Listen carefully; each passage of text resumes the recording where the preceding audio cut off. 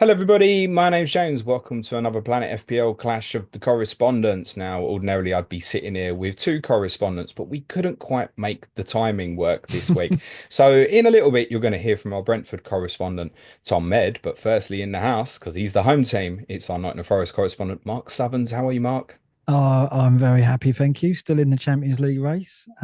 Obviously, Sunday was a bit of a blow, but that was all gravy. I took my little boy to Wembley for the first time, so that was a great day out. And we had a good sing song, and now we're looking forward to Thursday. And it's all about this game. Okay, we'll discuss. Let's get the elephant out the room to start with, because the black box listeners are going to be, hang on a minute. I thought Mark couldn't do this anymore.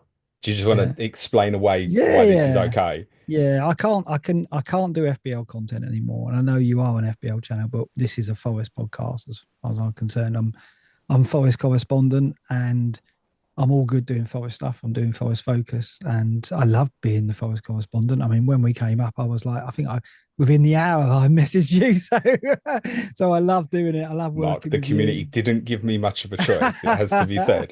So there's no way I want to let that go, and they're fine with me doing Forest stuff. So yeah, stay off the FBL, keep on Forest. We're all gold. That's what we'll do. We're not going to put you under any Yeah, FPL pressure here whatsoever. And I think the community would very much still value your opinion on Forest. So that's yeah. what we'll focus on. Talk to me about Sunday. Mm, And the occasion was obviously there of the FA Cup semi-final against Manchester City. It ended in disappointment. It felt to me, Mark, like Nuno had a game plan to shut the game down and then potentially go and win it in the second half, bringing Elanga on. But it sort of hit the yeah. skids in the first minute. Yeah, I got to give Pep credit because I think his tactics completely threw us, and that yeah, it took me about a few minutes to work it out, and then by then Lewis had scored. So he was kind of playing Mamouche very wide, Savino very wide, Lewis and Grealish in kind of number tens rather than false Yeah. nine, and they were between the lines, and it meant that Dominguez and Danilo were pinned right back. Murillo and Milenkovic had nobody to mark, no one near them, and they love that. They love that physical battle. They had no one near them, so Milenkovic and Murillo weren't a factor. Danilo's just not disciplined enough to track his man, and he lost him for Lewis. Lewis scored, and the whole of the first half, we were just chasing shadows, really trying to work it out. And this is, if I had any criticism of Nuno, obviously he worked it out and he fixed it for the second half because he brought Elanga on for Danilo. But not only that, he allowed Milenkovic and Murillo to follow their men out and engage with Lewis and Grealish, and they just weren't anywhere near the factor they were in the first half. So he did well in that he recognised it, but he had to wait till half time, and he couldn't change it dynamically while it was happening in front of him. And I think he must have seen it was happening. He must have known what to do, but he needed that half time period to do it. I understand that. Perhaps it's a lot of reorg, a lot of instruction, but that first half just went past us, didn't it? And luckily we kept it to 1-0. And then the second goal was a killer because that was careless. But had we scored, they were on the ropes, I think. You had moments, I know. no No. doubt about it. I mean, did you go into the game with confidence? I went into the game when I saw their team sheet thinking, well, we can do something here, definitely. And when even when the game started, I just sensed that, and even when they won 1 up, I still sensed that if we got one and their heads went down a bit and they felt they were up against it, they would probably have folded. I think if Elanga had scored that one in the start of the second half, if that had gone in at 1-1, we'd have won the game. I really do think that, because I think that that would have shaken them. And then we had chances as it was. I mean, how we didn't score at least one, I don't know. But when we went toe to toe with them, when we went, look, we'll have a chance, you have a chance, I thought we were the better side. It was just in the first half when we sat back, we were too passive. Their tactics bamboozled us a bit. That's when they were so superior. And credit to Pep for that, to be fair. What was your reaction with Elanga not in the lineup? Well, I knew the plan. I knew and knew I thought he'd keep one of Callum or Fast Tony back, as I call him. So I knew that one of them would be on the bench. I wasn't that surprised. I was obviously surprised by Zach Abbott starting. That came out of nowhere. Um, but obviously when that first half went by, bringing Alanga on was perhaps an obvious thing to do, and it definitely gave him plenty to think about. It pinned back O'Reilly, and O'Reilly was a factor, as he's been since he's broke into the team going forward. And it really did give us a lot of menace on the break, obviously. and it meant that Hudson-Odoi got more of the ball because we had twin threats. And yeah, everything looked better with Gibbs White, Elanga, Callum, Hudson-Odoi, and Wood on the pitch. And hopefully, when we approach the Brentford game, we'll go with that. We'll go with that approach. Well, that was kind of going to be a follow-up question. Mm, Is there an issue at the moment now? Because we've seen Elanga in this really threatening central role quite regularly now. Is there an mm. issue with Elanga and Hudson-Odoi both playing at the moment? Yeah, depending on the opponent, I think there is. But I think that in this game, we're up against a Brentford team who have got plenty of weapons themselves in Wissa and Mbeumo, obviously, we know. Um, but I think defensively, no question, we're the stronger team. So there's plenty of a good attacking talent on the pitch. I hopefully Nuno goes, well, I'm going to back our defence against their attack and our attack against their defence, and let's go front foot and win the game. So I think they'll both start. Does that suit though? It's well documented about lowest possession in the league. You're so dangerous almost without it, right? Yeah, and we did go free at the back at the at their place at the G Tech. So um, he could do it. He could go free at the back and nullify the set pieces with Morato. Morato didn't play at the weekend, of course, didn't even get on, so he's fresh. But yeah, and he may well, and obviously Elanga had a good game there and scored the goal. So it could be that Callum's turn on the bench and he may go free at the back. But I hope not. I hope he goes front foot with both of them. Okay, let's talk about this top five race briefly, and then we'll talk a bit more tactics. You're currently ahead of the Brentford game, Mm, sixth, mm. 60 points, obviously the game in hand, level with Chelsea, inferior goal difference, a point behind City, two behind Newcastle, three ahead of Villa. We now obviously know that top five is confirmed. I very much thought a few weeks ago, Mark, it was in the bag, and I Yeah, still yeah. think you'll do it. But the form of the others is what's suddenly made this more difficult because they've all had good results, all those other four teams in recent weeks. Have you kind of afforded yourself the thoughts of, right, we need this and many points from these five games? The way I look at it, and the way I looked at it before the Everton game was, I felt that if we beat Everton, we could get something at Spurs, and we could get something against Brentford. So I thought that the Everton game was the platform, if you like, the launch pad for those three games. And unfortunately, we lost the Everton game, and that was when I really started to feel shaky. Then we turned it around the performance against your boys and did the job. And I think that we will get, I think that we will come out on top against Brentford as well. I think in a way, Sunday will do us a favour in that respect. I think that the players will come out of Sunday even more determined to get this result and make this season the huge success it would be if we got European football and Champions League. So I think Sunday will help us in that respect. I don't think it'll be a fatigue thing. I think it'll put a zip in them, particularly players like Gibbs White who came out of Sunday thinking he owed us. He doesn't owe us, but he'll feel that going into the game.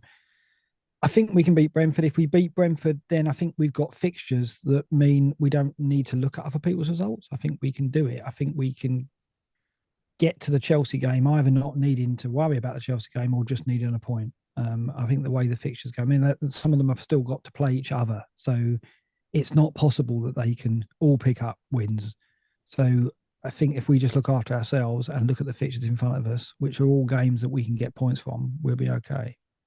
Yeah, you're right. Particularly, obviously, Chelsea obviously play yourselves. Obviously, the Newcastle game in game week 36. I nearly went down your line saying match day then. I didn't know if that was the correct terminology now, but yeah, obviously, look, if you win the game on Thursday night, you go back third. You Mm. look at the Leicester home game, and you would like to think that would be another three. That's putting you up to 66, 69 enough, do you think?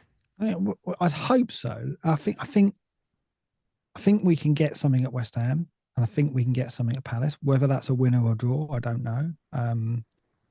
But yeah, they're teams that, I mean, Palace have got the cup final to think about. They're playing superbly at the moment, and they've got excellent attacking players. But that will give them a really good game. West Ham very inconsistent. They've got good players, but I think we can get something.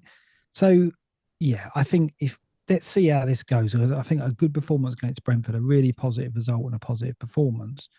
And I think we will be confident going into the Palace, West Ham, Leicester games. And that might be enough.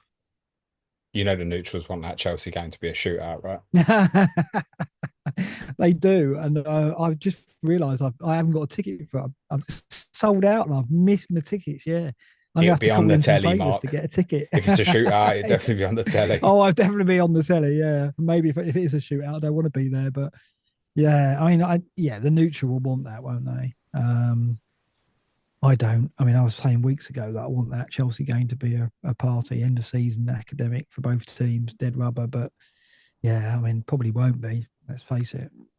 What would it mean to qualify for the Champions League? Oh, I can't compute it at the moment.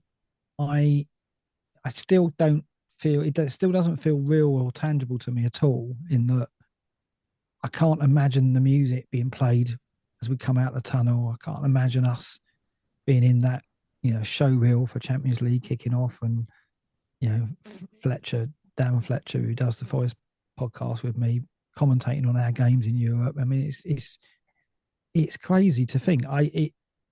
It's not sinking in that we've even got a chance yet. So not. I think Well, even if it still does now. happen, no, not really. I'm still. It's all a bit surreal for me. Just so few games to go. I'm not. I mean, I'm obviously dreaming of going, going to some of these places and experiencing what will be once in a lifetime experiences. I mean, you've travelled, you've gone and seen Spurs in Europe. I've never physically been able to do that because I was too young when we were in Europe before. So to have that possibility of going to see my team on foreign shores in a European competition would be something, and to be honest, James, I never ever thought I'd experience that in my lifetime. I really didn't. I mean, I didn't really think we'd get back in the Premier League. So when we Well, did I that, really thought I'd only be podcasting with you for 1 year, to be honest, mate. there you go. Yeah, exactly. So, I can't, it can't, it's not sinking in yet. And so if we miss out, I don't think I'll be as gutted as perhaps people think, because I haven't really come to terms with the reality of it being something that could happen. And I suppose the very worst case scenario here, surely, is to finish seventh, which in the worst case scenario, actually, of Crystal Palace winning the FA Cup would be a Conference League place. Yeah, I You don't are want that. almost certain of some form of European Yeah, yeah, qualification. yeah. And you would have bitten my arm off for that in pre-season, mate. I probably I would think have done. even that you wouldn't have believed. Well, I would have done. Yeah, seventh, I would have done. But only, I guess I'd have bitten your arm off for seventh, mainly because it meant that we weren't going to get relegated. Because yeah, I mean, I started the season thinking relegation was much more of a reality than European football. Mark, you finished on Absolutely. 32 points last season, mate. I know, of course, exactly the lowest any side has stayed up with. So I absolutely thought that, if we'd have gone in the summer and you just said, where do you think we'll be with 5 games to go? If you were on a pod with me, what would we be talking about? I thought I'd be talking about who Ipswich have got left to play and things like You that. probably thought 5 games to go. Oh, I think we need 4 points to stay up. Yeah, I know. So, I don't know. I mean, I don't want conference just because it will be so grueling. The rewards aren't as great, and yet it will have that impact on our league But form. but the Conference League is easier to manage than the Europa League Yeah, because that's of the true. quality of the opponent that you have to Yeah, face. As we've seen with Chelsea this year, yeah, you really can kind of muck about with the team and you'll be absolutely fine. yeah, Europa League is punishing. yeah, There are good quality sides enter that competition. Obviously, you will have hard games in the group stage. It's kind of guaranteed with the yeah, new format now. How do you feel about this team playing the potential of a Thursday, Sunday, or Wednesday, Saturday, Tuesday schedule next year? Because I think, is it fair to say that your 11 now looks strong? It looks really yeah. strong when everyone's available. But you Mm, take a couple of key components out, like we've kind of seen with fullback positions recently, and you worry a bit. yeah, yeah. So we're going to have to get busy in the transfer market, which we're no strangers to. but I'm I sure think we'll you'll buy get. a goalkeeper, Yeah, Mark, even though the one you've got's been very good this I year, by didn't the think you'd way. mention that. Well, Um, but yeah, I think that we'll have to sign players that can play more than one position. I mean, we're not going to go out and spend 25, 20 players again. We're probably not going to sign 10. It'd be more like 5 or 6, I expect, if that. So the 5 or 6 we do get have got to offer us flexibility, versatility. I think that's what we'll look at. There's no question that we're going to have to strengthen significantly if we got European football, yes, because I think that, in a way, our play style is perfectly suited to European football. It couldn't be better. The way we play home and away should get us results against decent sides. Obviously, the elite is going to be very, very difficult, and we'll probably go out early if we do make Champions League. But if we got Europa League, or if we got a kind draw or set of fixtures, then we could get a few wins. So, but we will need to keep obviously a major eye on what's going on in the Premier League. I do not at any cost want a season where we're struggling. No, and we've seen teams get in Europe for the first time, and then the next season you see it quickly happen. It's like, got in, it's glory, it's brilliant, it's Yeah, exciting, and the focus becomes on that because you have to enjoy it and you have to try and do your best in it. Because, with all due respect, you were out of the league for so long, you might not have it again for. You're not naive enough to think different. You might not have it again for a long time, even though yeah. obviously the club has real plans with what it wants to do. Nice segue, because I presume you've seen the news today about the Yeah, ever quiet Evangelos Marinakis, who is, yeah, I think, quote, diluting his control of the football club pretty much so you can play European football next year. Have I got that right, Mark? yeah. That's what it is, isn't it? It's conflict of interest. He can't be associated with two clubs in Champions League, so he's being quite assumptuous. He's making the assumption that we're going to make it, I guess. Yeah, I mean, a bit surprising that it came out today and the way it did, but no one's panicking. No one's thinking, "Oh, he's walking away." By any means, we know No. the logic behind it. So, yeah, he's a hugely ambitious football owner who will invest in his clubs, as we've You seen. might not have seen him losing his shit at Wembley at the weekend, mate. I As you were didn't at the actually. ground. No, Yeah, I didn't. there was No. something, I can't remember what it was, but it was something he was particularly not happy Oh, with, one really? passage of play. Yeah, so Right. you can tell he feels it and the emotion and the commitment to the club. I guess more the point is we knew it kind of had to happen if you got in, and Mm. obviously Olympiacos are always going to be near the top in Greece. I guess the question might be, does it surprise you that he's diluted his control in you to make this happen rather than them? No, not at all. Because I think that that's his first club, his home club, and I'm not saying that's where his heart is, but I think it would be majorly frowned upon if he'd have chosen us over them and done it that way round. So I think it makes perfect sense, and I don't think any Forest fans are panicking or worried about the way it's happened. So no, no, not at all. Fine. Let's finish with some of the individuals. What do we know about Olorena at the moment? Because I mean, Nuno gives nothing away in his Mm, presses, does he? But it's a we'll check him. We're not sure. mm. Do we know anything on Olorena? Because he has been a miss, hasn't he? We don't. All we know is that he was on the pitch at the weekend, and he's in trackies, and he always looks positive because he's a positive guy. So it's hard to gauge anything from what we're seeing. And what we get from Nuno is very unhelpful. It's game, yes, week by week, day by day, etc., etc. The injury when I saw it, and what I first heard in terms of assessment would be he'd be lucky to get back this season. So I mean there was a lot of talk, a lot of rumours about, oh, could he make the Sunday? And lo and behold, he didn't, and he was nowhere near it. I don't think so. I don't think that he'll be a factor against Brentford. I'd love him to be because we are significantly stronger with him in the team. And let's face it, they've got threat out wide. So I'd love him to be there, but I just don't think he will. Do I think he'll be back before the end of the season? I think he's got a chance, yeah, from what we've heard. So I wouldn't be surprised if he did. He was playing against Chelsea or maybe the game before that. So So yeah, I hope so. so not imminent, no. I don't think so. I think that um I don't think it'll be this week. Possibly for Leicester at home, I would say. So I presume at the moment we were looking at, obviously Williams was suspended at the weekend. Him at right back. Toffolo continues at left back. Is I Alex think Moreno so. out of favour or? Yeah, I think it depends if we play a four or three at the back. If we play three at the back, Moreno could come in.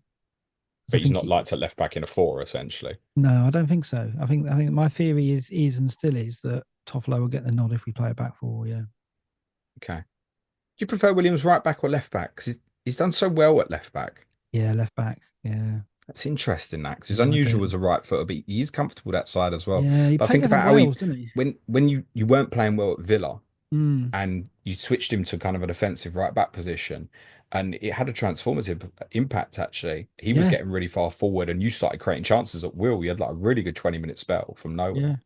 yeah. Yeah, he's just had another outstanding season, and it's funny. There was a period this season where we thought, oh, he's not going to get in the team, and it's Moreno's doing really well, and what do we do to make sure we keep Moreno? But now it's like it's gone completely the other way, and he's just had that. second half of the campaign recaptured that form we saw last season, and now he's like one of the first names on the team sheet, and he's been fantastic. Yeah, And a word for the two centre backs and how good they continue to be. yeah. I think defensively our data is really poor. I did had a look at the numbers ahead of Black Box tonight, although I'm not doing it anymore. Still look at the data behind it, and we were right down on the tables last six matches. So I think data wise, we've taken a bit of a hiding, but that hasn't really shown in the individual performances of Murillo and Milenkovic, who for me are still outstanding. Yeah, they had strange games at the weekend. Like I say, for the first half, they weren't fat. To the second half, they very much were, and they were trying to push the team on. So big part to play against Brentford, of course. I take it if I'm looking for a goal from a set piece, Mark Milenkovic is still my Yeah, man, is he? yeah. I think he's got another one in him before the end of the season. Always Duly going to be a noted. threat. Yeah. I mean, last time I said that, he scored against Ipswich, so you never know. Might happen again. Okay, noted. It's interesting you mentioned data, Mark. Do you want to hear a wild stat? Mm, Tottenham should have more expected Premier League points this season than Nottingham Forest. wow, really? Yeah, it doesn't Hmm. surprise me. I think we're the biggest overperformers, aren't we? I mean, your Yeah. expected goal difference for the season, I'm just looking on FBref at the moment, minus 2.6, 14th. Is it? Right. Yeah. There is a theory, and it's not saying it's going to happen in the last few Mm. games, but there is a little bit of a digging I've begun to notice about Forest of expect a return to the mean because the statistics are not backing up the results. Yeah. Yeah. And fair enough. You know, the data, as I said, the data's dropped off for sure. I, I don't know. We're looking at a very short sample here, aren't we now? 5 games. So I, I, I just don't see us letting that happen. I don't see us suddenly changing the way we play and changing the type of team we are, where suddenly we're going to let in goals. I mean, Sells isn't going to. Sells has been outstanding this season, as we said. The two centre backs have been outstanding. There's no question without Aina there, we're much more Yeah. vulnerable, no question. But I think this game will have goals in it. Brentford, they're not going to come to the City Ground and be shy. They're going to put in a good away performance, and I think there's going to be 3, 4, maybe 5 goals in it. 53 goals from an XG of 39.5 for Mm. the season. That XG for the season has you 16th. Yeah, I think we've scored. Not only has Chris Wood outperformed his XG significantly, but we've also scored the most goals from outside the box. That's all Chris Wood, isn't it? Like 16 goals from 2 XG or something, isn't it? Yeah, yeah, something like that. Yeah, but that combination of things, long range goals and Chris Wood, means that we're well over what the XG says. Does that concern you or not? For someone who's obviously well into the data, does it bother you or not? No, not really, because I think that it is possible where the XG isn't. It doesn't. You don't always revert to it over the season. Players like Heung-min Son, for example, have always been overperformers, and Chris Wood's often been overperformed his XG, not to this extent, admittedly. Um, no, I don't think so.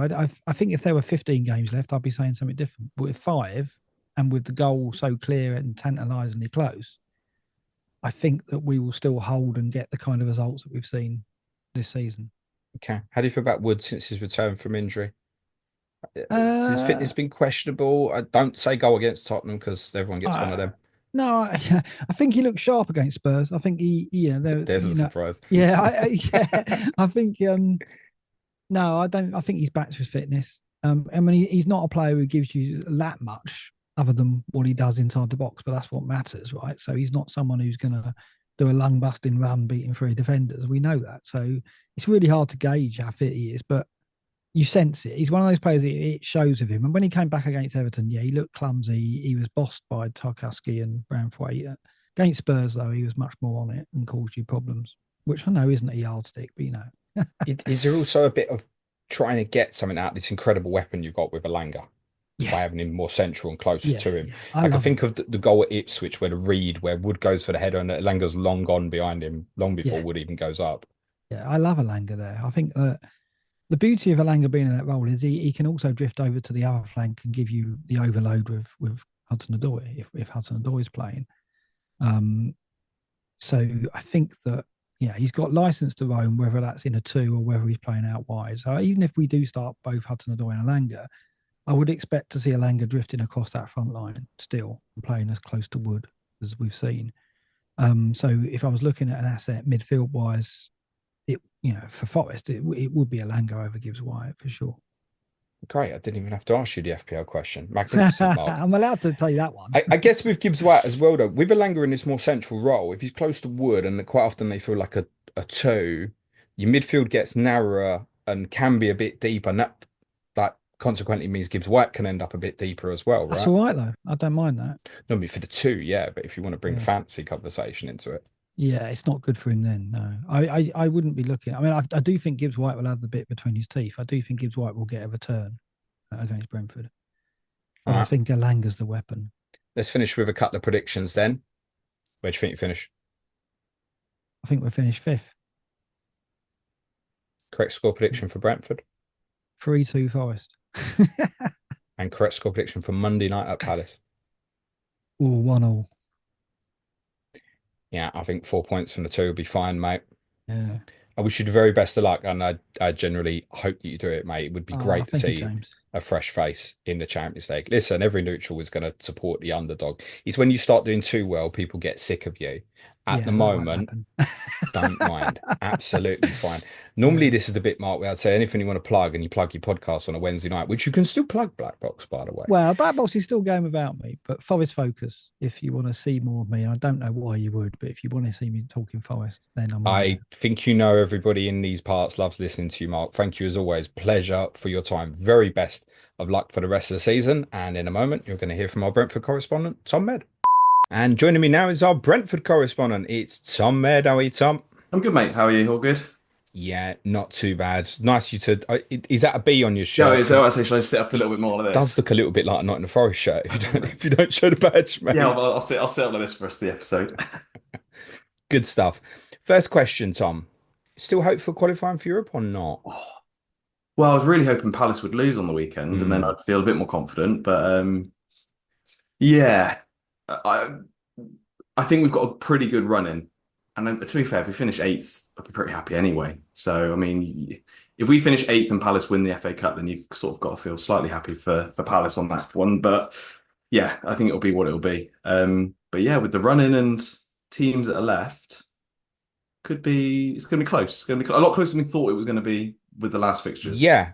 Yeah, I wouldn't have really considered you in contention actually, but the closer it's No. got, you've narrowed it a little bit. It feels like you've probably got to get something on Mm, Thursday night. We should probably say now myself and Tom are pre-recording on Monday night. mm. It does feel like you probably got to get something. You're 5 points adrift of Fulham and Brighton, four adrift of Bournemouth. We've obviously this game in hand at Forest to come, but your fixtures on the running are much better than the three of theirs, without Yeah, a doubt. yeah, definitely. I think, well, obviously we've got the Forest game's going to be pretty big. I think we need to get, I'd say, at least a point there. But if we get a point there, then we've got to beat United next game, which hopefully they're still rotating for. Well, Ruben Amorim said that he would. Pretty much Yes, said that hopefully. before the Bournemouth game. So, Fine, works for me then. Yeah, so three points against United, and then a draw against Forest would be fine with me. what do you think he needs? It's Forest, United, then a trip to Ipswich, Fulham at home, when they're obviously Mm, one of the ones that are above you, and then a trip to Wolves. Have you thought about what you need? Obviously, if you won everything, you get the 61. yeah. I don't think Fulham, Brighton, and Bournemouth aren't going to be Okay. pulling out those sort of totals Yeah, I mean, if we to win get to everything, that. I'll be pretty confident we get eighth. I think the Fulham game really, I guess, is the of all of. I mean, you've got obviously, it's yeah. So there's a lot of them you've got to win. I think. I think because they're not going to drop too many points. Obviously, what Bournemouth have got Arsenal this weekend, or sorry, one the next game. Yeah, Brighton have got Newcastle, Fulham go to Villa. It's a huge Yeah, opportunity here. it is. But I think because of we're still that little bit of distance behind them that I think we need to sort of put in results to at least put pressure on them. And at that point, then it's sort of yeah, just trying to win as many as possible. I don't think there's really a points total which you'll say, oh, that'll get you eighth, but What would it mean for the club to be in Europe? oh, it'd be ridiculous. Yeah, it would be. Yeah, it'd be absolutely. Yeah, I don't because we've sort of it's only now we're sort of people are thinking about it and getting sort of closer, and it's becoming more of a oh, what would happen?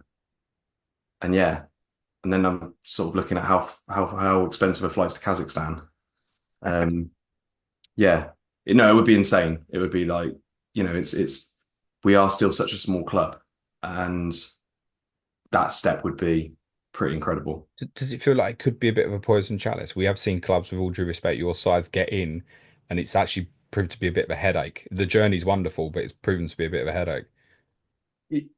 Yeah, I think it may even be like, I don't know if it'd be a C. It's one of those because we're getting players back now fit. We're sort of building. We've got that squad. That squad depth is getting there, but maybe we're still sort of like one or two seasons away where we could say, okay, we could actually have a squad where we could rotate enough in both competitions. Because if you look at the squad depth, and obviously with the amount of injuries we've had this season, it would be tough. I think with with the amount of players we've got playing that many extra games, and with the travel, yeah, it would be hard. Are you confident the manager will still be there next year? Yeah, I am quite confident. I've seen the links to obviously your lot most recently. He's about the only. It's a regular question I keep getting. Tom, who do you want next season? And I'm kind of underwhelmed by the majority of the names. But I have to say, Thomas Frank is the one that I keep thinking about more and more, and I warm to. Hmm. I just, I mean, he said it Why would he in, do it? yeah, You can say that, by the way. pretty much. I know I've seen in lots of sort of, obviously he was linked quite a lot with the United job last year. I'm not sure if he was like entirely linked or whether it was sort of one of those where people were just talking about him. And obviously there was talks, and obviously he went for sort of, there was talks about Chelsea and things like that. And he said on numerous times, and obviously I guess he's got to always be sort of politically correct, I guess. But he's always said that just because there's the opportunity of another club doesn't mean he'll actually be happier. And even it, and more than likely he'll be linked with a bigger club than Brentford. But it doesn't. But what he said is it doesn't necessarily means he'll be happier if he goes somewhere bigger. So what he said Well, at I the can tell moment, you now that if he came to Tottenham, he won't be happier. no, oh, I mean definitely not. So he'll definitely be more stressed. I mean, he pretty much, I guess, kind of feels he can do what he wants at Brentford, right? Yeah, I Within mean reason. within reason. Yeah, he's. I mean, what he's second longest standing manager now in the Premier League behind Pep. So he's pretty bulletproof, I think, at the moment, as long as, Yeah. all things didn't fall apart. But yeah, I don't know. I think I'm pretty confident he'll stay.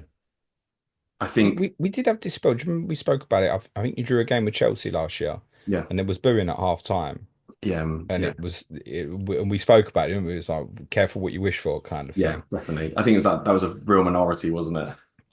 How concerned would you be if he moved on, be it to Tottenham or even another club at any point? Because we keep talking about the 17 teams in the league now, and we look at next season, we think no one will be in trouble, Yeah, but someone will be. yeah, sure. I, I'm really not. I think obviously we've been relatively lucky, but if we go back in sort of history past Frank, I mean, going back quite a long way now, you've got to go really far back until there was a real stinker that we've put in place. And I think it's I guess similar to the recruitment and how the clubs run. I'd be pretty confident that the club will, even if, I mean, I don't think Thomas Frank's going anywhere, but I wouldn't be surprised that the team haven't already looked at options if he was to leave. They've got plan B, C, D, and I'm sure E sat ready and waiting for who would come in to replace him. So I'm pretty confident he's going to stay, but I'm also wouldn't be worried if he left. And from a player perspective, Mbeumo is going to be heavily linked to others in the summer. Yeah, yeah. I've seen Newcastle. I've seen all sorts. Yeah, who knows? Yeah, obviously. I mean, he's had an unbelievable season. He's been incredible. So he is deserved of the links. Whether he wants to stick around, maybe that eighth place in European football is enough of a tempter for him not to go anywhere else. But yeah, I imagine it's going to be a long summer. The club's obviously in a good financial position. Like if you did sell it, it's just going to go and reinvest again, isn't it? Without a Oh, doubt. yeah, absolutely. 100% no. Yeah, we're in a good place. I think, pretty profitable after last year. We obviously spent quite a lot last year, but that's because we could spend a lot last year. So I mean, that's the first season we've spent sort of good money in the transfer window, I'd say. So Okay. yeah, so if we sold him, then yeah, that money, I'm pretty sure most of that money would then be reinvested again. Right. Negatives out of the way. Let's do some positives. Let's talk a bit of fantasy, mate. Yep, Tell me the three Brentford assets you own at the moment, Tom. I own none. Yeah, I wild carded a couple of weeks ago, and then took them all out because I think we'd had a discussion previously, yeah, with Neil, obviously, when we spoke Bournemouth Brentford. and the run wasn't great for us, so I took them all out. And it's the first time I've not owned Bryan all season, to be honest, and I felt a bit dirty. So I've bought him back in a free hit, and I'm probably going to take a -4 to bring him back in this week. So Is that on the cards for you, is it? yeah, well, I got to get him back, and yeah, the only way for me to get him back is a -4, or I could lose someone like Saka or something like that. So yeah, I mean, yeah, there's options, but yeah, I do need him back. I missed his 18 pointer, and that was pretty. I felt pretty awful about that. That's a move I've been hearing about a lot is Saka to Mbeumo. Is Yeah. that obvious? Um, just because obviously with, I guess, I mean, obviously I'm not one to talk Arsenal, but I assume with their Champions League and other sort of priorities, and obviously he's not been starting every game. Is it one you just sort of will take the punt, get him out, bring in Mbeumo, who's got obviously four pretty good fixtures to the end of the season. So I don't think it's crazy, and obviously it frees up again a lot of money. Not that you really need the money at the moment, but then you could upgrade some of, if you've got a sort of 4.5 or someone like that you want to boost up a little bit further, then yeah, it's don't think it's crazy talk. I'm on wild card, Tom. Is there any way I don't put him in?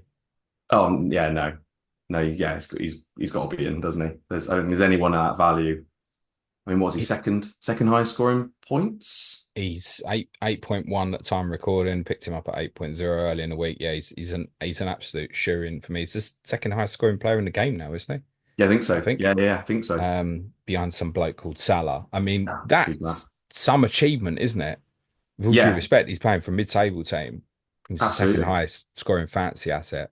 And I tell you what, if I could rewind that clock to I think it was game week 14, because I've not owned him since then, mate. And it was same. You had a Mm, terrible run of fixtures, and it was like, okay, let's jump off. yeah, Punish yeah. me pretty quickly. He's been so consistent, hasn't he? Just like yeah, just like a joy to watch. Obviously him and the man I always keep putting you off of Wissa. But together they've just been like it's just been they've been so good this year. And they literally, I mean, they're just enjoying each other's company. It seems every time they're on the pitch. I mean, every time Bryan scores, Yoane's straight over to him and they're celebrating together, and the same either way. They're both happy for each other to score. It's not just sort of like, oh, I want to score more than him, sort of thing. 43 attacking returns between the two of them. 18 goals, 5 assists for Mbeumo, 15 goals for Wissa, 5 assists. Wissa feels like he's gone kind of under the radar this year because of Mbeumo being such an Yeah. outstanding asset, and I can understand the reluctance to double up. But with these fixtures to come now, Tom, you're not putting me off Wissa this time. I used seriously. I tried to buy him in game week 1. I've tried to buy him 3 times this season. You put me off every time, mate. No, I think yeah. Well, the thing is, if I tell you to buy him now, he's definitely not going to do anything to the end of the season. So I'm Don't going to say be a dick, mate. no. He's been. I think the only thing I could imagine maybe like the last couple of games is if Thiago's back fit, they might sort of they might bring him on for 30. He might lose a few minutes at the end to sort of give Thiago a few minutes because obviously he's been injured all season. But even at that point, I'd imagine with how well he's been playing, they just bump him to the left, put Thiago through the middle, and bring off like Kevin Sade, for example. So you'd still have probably a good sort of 70, 80 minutes from him, I'd imagine. Well, I mean, again, obviously at the time of recording, we don't quite know for certain the lay of the land for game weeks No. 36 and 37. But even if you couple in these four fixtures, the best two are the first two. Yeah. A rotated Manchester United and then a trip to Ipswich before then Fulham, which is a derby game, and then Yeah. obviously Wolves' final day away are obviously in excellent form at the moment. So even if it was the first two and you went, okay, it wasn't for me, and then move it on, Yeah, definitely. I mean, yeah. I mean, how would you feel about him versus Wood? um, His Forest fixture's decent as well. yeah, Palace away, Leicester and West Ham away, and then they finish with Chelsea at home. um, Tom, don't do yeah. it to me, mate. No, I it's one of those. I guess the the good thing about Wood is, I guess he's sort of talisman, whereas you've got Mbeumo as talisman. So again, I guess it's whether you want to split what you're doing or go all in on one team. But I mean, could you not just have Wissa and Wood? Well, yeah, possibly. Yeah. And Yeah, I Watkins think. and Marmoush and Isak. This is essentially, if I end up without Wissa or Wood, this is the only reason why, right? I mean, Yeah, I you could think even still put Mateta in that as well, I think, really. It's like six great forwards there. yeah, definitely. Not even mention Cunha No, that's true. or Solanke Oh, come on now. or whoever's No, playing up front for West Ham this week. yeah, no, I think I mean at his price as well, because he's obviously cheaper than I think everyone you mentioned there is, isn't he? I think he is still cheaper than all of them. Yeah, I mean, Mbeumo, Wissa, sorry, at the time of recording, 6.6. Mm. Wissa and Cunha both 7 at the time of recording. Okay. So, I mean, he's obviously going to be the cheapest of that. I suspect money's probably not going to be a Not too much deciding of a factor. It's just, do I want him Yeah, over yeah. the others, essentially? Mbeumo's definitely coming for me. It's just a case of if Wissa comes with or not. And I wonder if it's lingering on me. I'm like, all season I haven't owned him once, and I've Mm. wanted to so many times. With these fixtures, do I go, yeah, I've got to do it? Might be a psychological, but it also feels the right decision on wildcard to attack the immediate. I mean, obviously, because I don't own anyone at the moment, I mean, I'm my -4 this week's Mbeumo and Vissa coming in as a -4. So, I mean, but as you are well aware, and people who've listened to me on multiple occasions, my bias is incredible. But yeah, I just don't. And Yeah, yet you own none of them, Tom. at the But moment, you I you're that's probably true. going -4 for both. You might have heard me and Sush discuss on Monday's podcast the possibility of captain Bumo this week. How do you feel about that? And is that your intention if you get him in as well? I mean, the fact that I hadn't heard that Amrin had said he's going to rotate for the game.